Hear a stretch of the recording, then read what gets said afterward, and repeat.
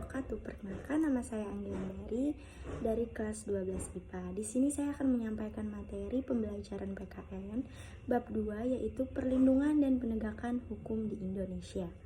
Yang pertama, menurut Andi Hamzah, yang dimaksud dengan perlindungan hukum dimaknai sebagai daya upaya yang dilakukan secara sadar oleh setiap orang maupun lembaga pemerintahan dan swasta, yang bertujuan mengusahakan pengamanan, penguasaan, dan pemenuhan kesejahteraan hidup sesuai dengan hak-hak asasi yang ada. Sedangkan menurut Simanjuntak, perlindungan hukum adalah segala upaya pemerintah untuk menjamin adanya kepastian hukum serta memberi perlindungan kepada warganya agar hak-haknya sebagai seorang warga negara tidak dilanggar, dan yang melanggar akan dapat dikenakan sanksi sesuai aturan yang berlaku. Selanjutnya, suatu perlindungan dapat dikatakan sebagai perlindungan hukum apabila mengandung berbagai unsur-unsur perlindungan hukum. Di antaranya adalah sebagai berikut. Yang pertama, adanya perlindungan dari pemerintah kepada warganya. Dan yang kedua, jaminan kepastian hukum. Dan yang ketiga, berkaitan dengan hak-hak warga negara. Yang terakhir, adanya sanksi hukuman bagi pihak yang melanggarnya. Menurut Hudson, perlindungan hukum bagi masyarakat meliputi 2 hal, antara lain sebagai berikut. Yang pertama, perlindungan hukum preventif. Perlindungan hukum preventif adalah perlindungan di mana rakyat diberikan kesempatan untuk mengajukan keberatan atau pendapatnya sebelum pemerintah mendapatkan bentuk yang definitif. Yang kedua, hukum represif. Hukum represif adalah bentuk perlindungan yang lebih diajukan dalam penyelesaian sengketa. Pembahasan yang selanjutnya adalah pentingnya perlindungan dan penegakan hukum. Penegakan hukum atau perlindungan hukum sangat penting dilakukan karena dapat mewujudkan hal-hal berikut. Yang pertama, tegaknya supremasi hukum.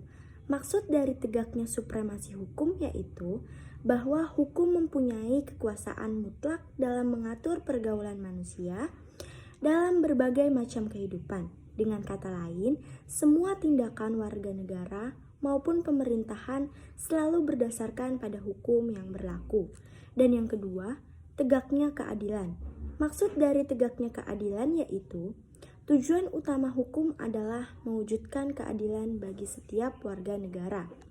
Nah, setiap warga negara dapat menikmati haknya dalam melaksanakan kewajibannya merupakan wujud dari keadilan tersebut.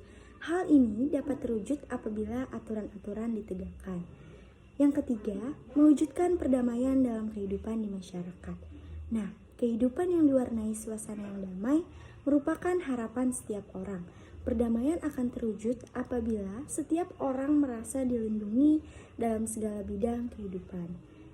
Pembahasan yang terakhir adalah, menurut Surjana Sukanto, ada beberapa faktor yang mempengaruhi keberhasilan proses perlindungan dan penegakan hukum. Yang pertama, jenis hukumannya. Dalam hal ini, yang dimaksud adalah undang-undang yang dibuat tidak boleh bertentangan dengan ideologi negara. Selain itu, penyusunan undang-undang dibuat harus menurut ketentuan yang mengatur kewenangan pembuatan UUD, sebagaimana diatur dalam konstitusi negara. Yang kedua, penegak hukum, yakni pihak-pihak yang secara langsung terlibat di bidang penegakan hukum. Penegak hukum harus menjalankan tugasnya dengan baik sesuai dengan perannya masing-masing yang telah diatur dalam peraturan perundang-undangan. Yang ketiga, masyarakat. Artinya, warga harus mengetahui dan memahami hukum yang berlaku, serta mentaati hukum yang berlaku dengan penuh kesadaran akan pentingnya dan perlunya hukum bagi kehidupan masyarakat. Yang keempat, sarana dan fasilitas. Yang mendukung penegakan hukum, fasilitas tersebut mencakup tenaga manusia yang terdidik dan terampil. Dan yang terakhir, kebudayaan. Dalam hal ini, kebudayaan mencakup nilai-nilai yang mendasari hukum yang berlaku, mengenai apa yang dianggap baik sehingga dianut dan apa yang dianggap buruk sehingga dihindari. Jadi, dapat saya simpulkan bahwa perlindungan dan penegakan hukum tersebut sangatlah penting dalam pelaksanaannya di kehidupan manusia. Dan hal tersebut pun tidak boleh dilanggar karena akan sangat mempengaruhi perwujudan keadilan dan perdamaian di Indonesia.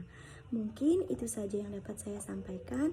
Mohon maaf jika ada kesalahan kata, mohon dimaafkan. Wassalamualaikum warahmatullahi wabarakatuh.